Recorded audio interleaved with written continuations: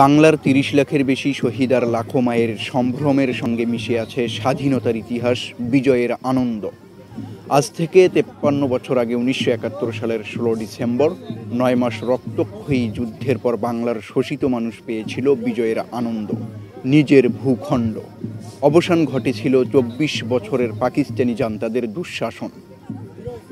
শোষণের জাতাকলে নিষ্পেষিত বাঙালি স্বাধীন দেশে মুক্তির স্বাদ নিয়েছিল প্রথমবার।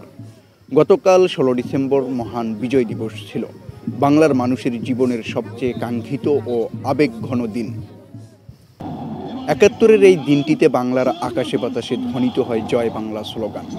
জাতির জনক বঙ্গবন্ধু শেখ মুজিবুর রহমান বাঙালিকে ধাপে ধাপে স্বাধীন বাংলাদেশ প্রতিষ্ঠার জন্য তৈরি করেছিলেন।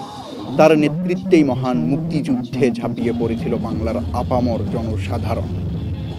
১৯৭১ সালের বিজয়ের দিনটির মতো বাংলার আকাশে বাতাসে ধ্বনিত হয় জয় বাংলা, সর্বত্র উড়ে বিজয়ের নিশান। গতকাল ১৬ ডিসেম্বর মহান বিজয় দিবস পালনের লক্ষ্যে জাতীয় কর্মসূচি গ্রহণ করা হয়। রংপুর কারমাইকেল কলেজ প্রশাসনের বাস্তবায়নে সকাল ৭টায় মহান মুক্তিযুদ্ধে আত্মদানকারী শহীদদের স্মরণে কারমাইকেল কলেজের সকল শিক্ষক ও শিক্ষার্থীবৃন্দ কলেজ শহীদ মিনারে এবং বঙ্গবন্ধুর মুরালে পুষ্পস্তবক অর্পণ করে। এরপর কারমাইকেল কলেজ মাঠে জাতীয় সঙ্গীত পাঠের পর বিশাল এক আনন্দ শোভাযাত্রা বের হয় এবং দুপুর ২টায় সাংস্কৃতিক অনুষ্ঠানের আয়োজন করা হয়।